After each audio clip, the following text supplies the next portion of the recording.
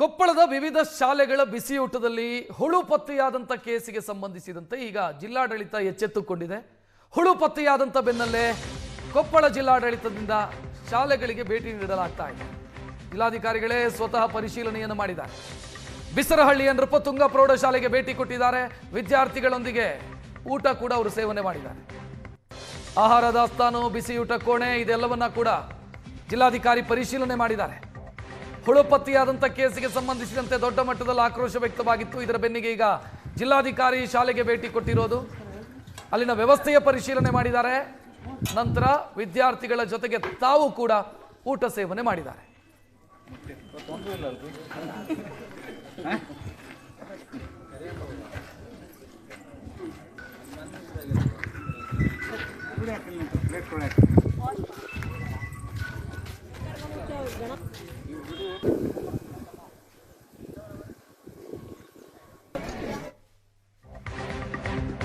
ಕೊಪ್ಪಳ ಶಾಲೆಯ ಬಿಸಿಯೂಟದಲ್ಲೂ ಹುಳು ಪತ್ತೆ ಪ್ರಕರಣ.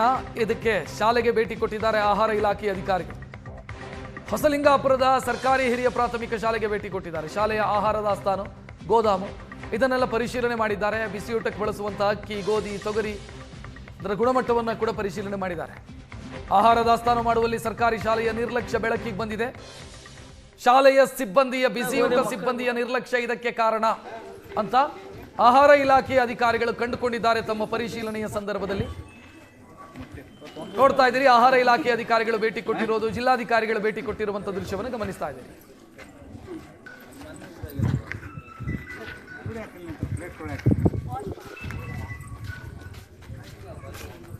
ಶಾಲೆಯ ಬಿಸಿಯೂಟದಲ್ಲಿ ಹುಳು ಪತ್ತೆಯಾಗಿರುವಂಥ ವಿಚಾರ ಆಕ್ರೋಶಕ್ಕೆ ಗುರಿಯಾಗಿತ್ತು.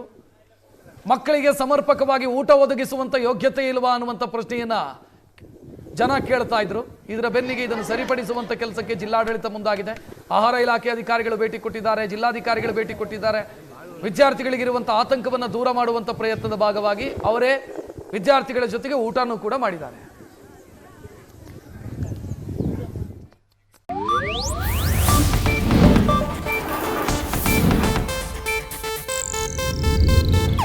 ಇದು ಏಷ್ಯಾನೆಟ್ ನ್ಯೂಸ್ ನೆಟ್ವರ್ಕ್ ಪ್ರಸ್ತುತಿ.